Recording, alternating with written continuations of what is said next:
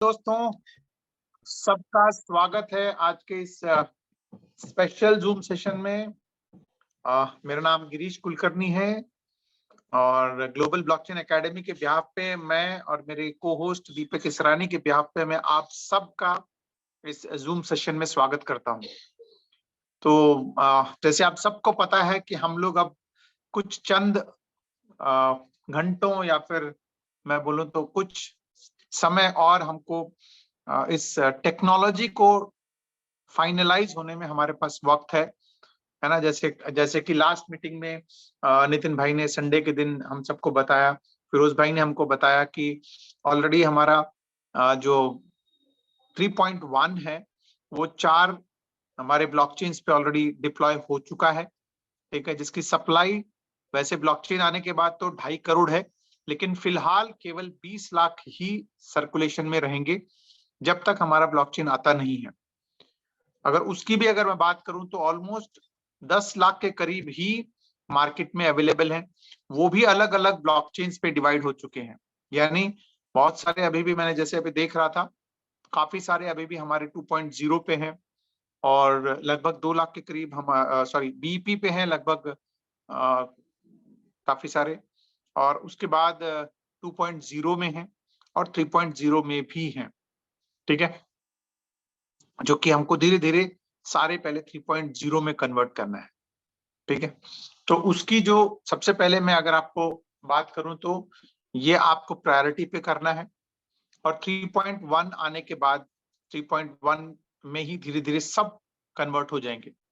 Through liquidity सारे convert हो जाएंगे। ठीक है, और ऑलरेडी जैसे आप सबको पता है कि इथेरियम, पॉलीगॉन और ऑप्टिमिज्म और आर्बिट्रियम ये 4 हमारे पास ब्लॉकचेन पे ये 3.1 ऑलरेडी डिप्लॉय हो चुका है। और अभी इंतजार है तो हमारे पास पैनोरामा का, जो कि हमारा पूरा इकोसिस्टम है, स्वैपिंग एक्सचेंज है वो, जहां पर इसका मार्केट क्रिएट होगा और वो ऑलमोस्ट उसकी जो टोकन है उसका टोकनिज्म भी आप सबको पता ही है। टोटल 50 करोड़ में से बर्न होकर के वो 5 लाख पे आना है। ठीक है, वो टोकन भी हमारे पास अगले 1 से 2 दिन के अंदर हमारे हाथ में आ जाएगा। फिर उसके बाद बाय दिस वीकेंड, यानी जो डेवलपर ने बताया है कि फ्राइडे तक हमारे पास वो स्वैप भी रेडी हो जाएगा। मतलब जो पैनोरामा स्वैप है जो कि ब्लॉकचेन हमारे ब्लॉकर ब्लॉकचेन पे आना है वो भी रेडी हो जाएगा। और वो एक ऐसा ब्लॉकचेन है जो ऑलरेडी सर्टिक से सर्टिफाई होकर के, सर्टिक से ऑडिट होकर के हमारे हाथ में आने वाला है। ठीक है, और उसके अंदर जितने भी कॉन्ट्रैक्ट्स हैं, क्योंकि वो कंप्लीट डिसेंट्रलाइज्ड क्या कहते हैं ब्लॉकचेन है, जिसमें कि इन बिल्ट मतलब आप चाहें तो उसको आप लॉक कर सकते हैं। अब तक जितने भी स्वैपिंग टेक्नोलॉजीज हैं उन सब में थर्ड पार्टी लॉकिंग की फैसिलिटी थी, बट यही ऐसा ब्लॉकचेन है अभी फिलहाल जहां पर इनबिल्ट लॉकिंग फैसिलिटी है। चेन एनालिसिस का इसके साथ एक सिक्योरिटी फीचर है, यानी आपका जितना भी एसेट है अगर कोई गलत हाथों से आ रहा है तो उसको हम लोग अपने पैनोरामा स्वैप पे हम उसको एंटरटेन नहीं करने वाले हैं। ठीक है, इसके अलावा 2FA है, फीस कम है, बहुत सारे फीचर्स हैं। लेकिन ये जो सबसे बड़ी बात है कि ये पैनोरामा स्वैप हमारे ब्लॉकओरा ब्लॉकचेन का पहला एक प्रोजेक्ट जिसे हम कह सकते हैं, यानी हमारे ब्लॉकचेन के ऊपर ही ये पैनोरामा शिफ्ट होगा जैसे हमारा ब्लॉकचेन आ जाएगा। तो एक सबसे बड़ा एडवांटेज ये है कि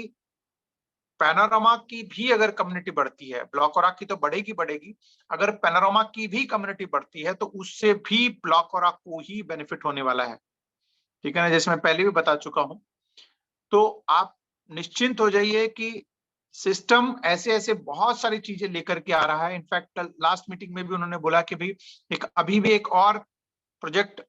आने वाला है जो तुरुप का इक्का बनेगा, है ना। तो ऐसे बहुत सारे प्रोजेक्ट्स हमारे ब्लॉकओरा ब्लॉकचेन पे आने वाले हैं। लेकिन उससे पहले, जैसे कि अब हम लोग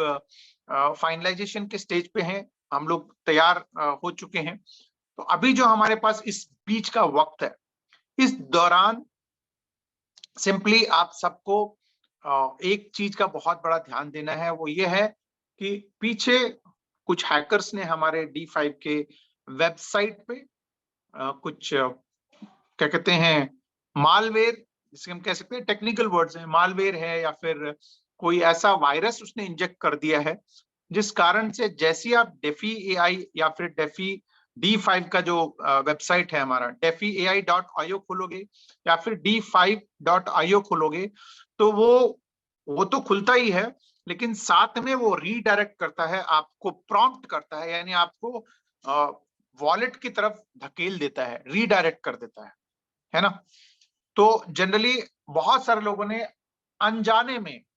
है ना, क्योंकि अब लोगों ने कहा कि चलो भाई ये तो कर रहा है तो वहां चले जाओ और वहां कर देते हैं, तो बहुत सारे लोगों ने उसको अनजाने में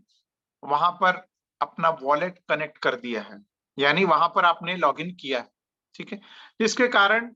कई सारे लोगों के एसेट्स उड़ चुके हैं, गायब हो चुके हैं। कुछ लोगों के टी बैग उड़ गए हैं, कुछ लोगों के यूएसडीटी उड़ गए हैं, कुछ लोगों के और कुछ चीजें उड़ चुकी हैं, ठीक है,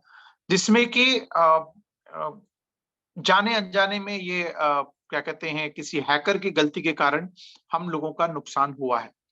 ठीक है, बहुत सारे लोगों का हुआ है। तो अब आपको सबसे पहले करना क्या है? सबसे पहले करना है कि आप नए वॉलेट्स आप क्रिएट कर लें, ठीक है। सबसे पहले तो आप अपने क्या कहते हैं या तो ट्रस्ट वॉलेट के अंदर, सेफपाल के अंदर, मेटामास्क के अंदर आप नए वॉलेट्स क्रिएट कर लें। नए वॉलेट्स क्रिएट करके उनके 12 वर्ड्स अच्छी जगह नोट करें। उसके बाद जो आपके पुराने वॉलेट्स हैं, जो भी आपने ऑलरेडी D5 में आपने ऐड किए हुए थे, पुराने वॉलेट के एसेट्स, अगर उसमें आपका जो भी सामान रखा हुआ है, उनको आप नए वॉलेट में शिफ्ट कर लें, ठीक है। नए वॉलेट में मींस आप अपने जो भी आप नया वॉलेट क्रिएट कर रहे हैं उसमें आप शिफ्ट कर लें। और जैसे मैं पहले भी बता चुका हूं, हो सके तो आप एक ऐसा वॉलेट क्रिएट करें जिसको कि आप अपने किसी मोबाइल पे, जो पुराना मोबाइल हो आपके पास, उसमें आप उसमें बना करके उसमें आप उसको इंटरनेट वगैरह से दूर रखें, ठीक है, क्योंकि एक बार क्रिएट करें उसके अंदर आप सारा एसेट डाल दें, यानी उसको हम कोल्ड वॉलेट की तरह भी इस्तेमाल कर सकते हैं। वो इसलिए बता रहा हूं क्योंकि हम डे टू डे जो हम काम करते हैं, यानी जो जिस मोबाइल में आप एक्टिविटीज करते हैं, है ना, जो आप मान लेते हैं आपके पास जो मोबाइल है उसमें हम लोग सिर्फ सिर्फ क्या कहते हैं मोबाइल का ही हम लोग इस्तेमाल नहीं करते हैं, यानी सिर्फ वॉलेट खुलते तभी खतरा नहीं होता है, हम बहुत जगह पर उसको खतरे में डालते हैं उस वॉलेट को। कैसे डालते हैं? जनरली मैंने हर बार बोला है कि हम लोग वो जो 12 वर्ड्स हैं, मैं बताता हूं कि आप उसको अपने मोबाइल में ईमेल में स्टोर करके ना रखें, आप एक डायरी लें, उसके अंदर आप 12 वर्ड नोट करके रखें। उसके बावजूद हम लोग क्या करते हैं, हम लोग कहीं ना कहीं हम उसका फोटो ले लेते हैं या फिर वो 12 वर्ड्स अपने व्हाट्सएप में अपने दूसरों को भेज देते हैं, मतलब अपने फैमिली मेंबर्स को ही भेज देते हैं, या अपने ही नंबर दूसरे नंबर में भेज देते हैं, या फिर अपने ईमेल में उसको सेव कर लेते हैं, है ना। लेकिन आपने देखा होगा कि जब हम कोई भी ऐप डाउनलोड करते हैं, और हम लोग कभी ना कभी कोई ना कोई ऐप डाउनलोड करते रहते हैं, है ना, कि कभी कोई ऐप, कभी गेमिंग ऐप, कभी कुछ कभी कुछ कभी कुछ, या फिर हम जब कोई ऐसा ऐप में इस्तेमाल कर रहे होते हैं तो वो बोलता है कि सर ये वाला ऐप डाउनलोड कर लो। अब जब ऐप डाउनलोड करते हैं तो वो परमिशंस मांगता है, तो हम उस टाइम ज्यादा अलर्ट नहीं रहते, वो कॉन्टैक्ट्स का भी परमिशन ले लेता है, आपका आपका क्या कहते हैं फाइल्स का भी परमिशन ले लेता है, आपकी गैलरी का भी परमिशन लेता है, और पता नहीं आपकी किस किस चीज का परमिशन ले लेता है, और हम लोग उस परमिशन को अलाउ कर देते हैं। तो जाने अनजाने में हमने वो सारे परमिशंस हमने उसको दे दिए।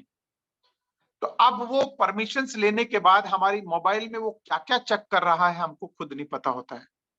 है ना। आपने बहुत बहुत बार नोटिस भी किया होगा कि जनरली हम कुछ चीज नॉर्मल डिस्कशन कर रहे होते हैं, जैसे कि मान लीजिए आपको घर में कोई फ्रिज खरीदना है, ठीक है, हम आपस में मोबाइल को हमने साइड रखा हुआ है, हम आपस में बात कर रहे होते हैं घर में, तो आपके उसके बाद जैसे ही आप वेबसाइट खोलते हो, फेसबुक खोलते हो, इंस्टाग्राम खोलते हो, या फिर कोई ऐसा साइट खोलते हो, तो वहां